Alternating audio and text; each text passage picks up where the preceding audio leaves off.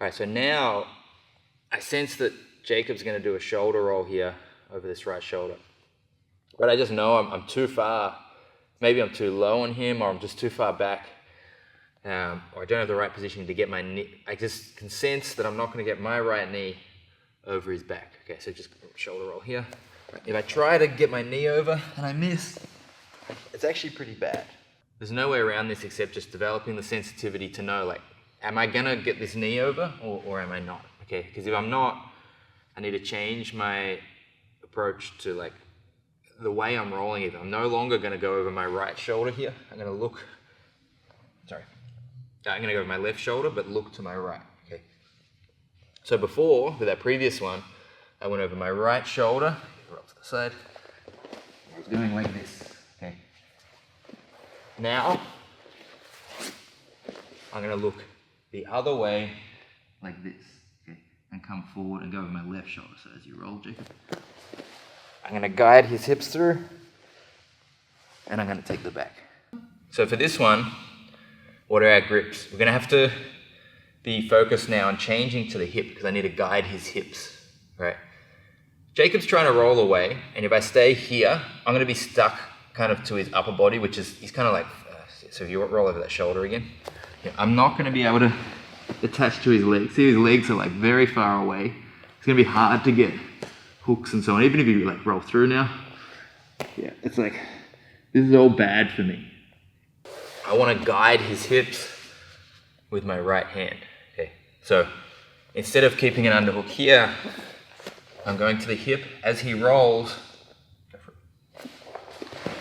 I'm guiding his hips up in the air and over, like this, to land in, basically as hooks. Ideally you land as hooks. Even if you land just like here, this is still good, right? I've got like, we're down on the ground, I'm out of turtle, and I've got a good seatbelt.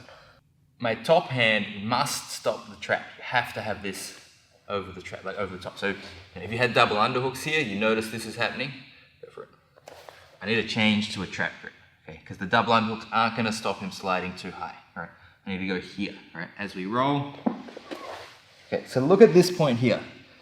My trap grip has stopped Jacob from sliding higher than he is now, okay? His upper body, right? So right now, if I throw his hips in, I've got hooks, roll back.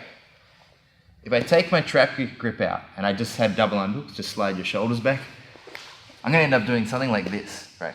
Not bad positioning, but much worse than I could have had, right? You're gonna have to fight from crab ride now, which is much looser than landing in hooks, right? So this trap grip with the hand on the near side, if Jacob tries to move his shoulders backwards, it's blocking that as I was guiding his hips through. So looking from this side, as Jacob rolls, I'm blocking his trap here. All right, as I dive through, all right, you can see that he can't move his shoulders back. Now, sometimes people roll a little more side on. You need to guide their hips. Okay, I need to pull up on the hip as my legs swing up and over towards the back. So I want to go from this angle because you probably see the biggest mistake I think people make, which is they keep their chest kind of at the level of their opponent's back. You need to dive further forward. Okay.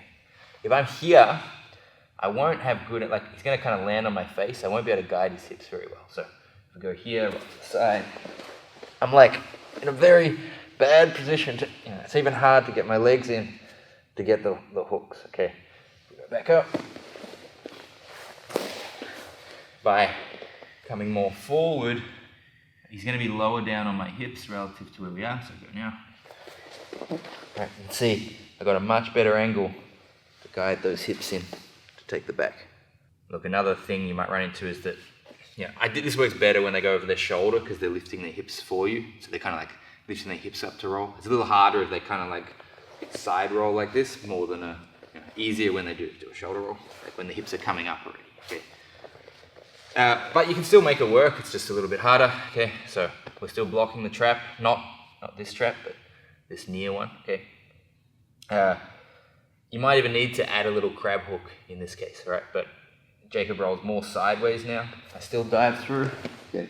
I get under the hips, but see, it might be hard to lift his hips up. Okay, because I can't get his hips up, I'm just holding him with my hand now. I can use this crab hook to help me. Okay, so hook the leg, I bring it towards his head, his hips come up, go to the back.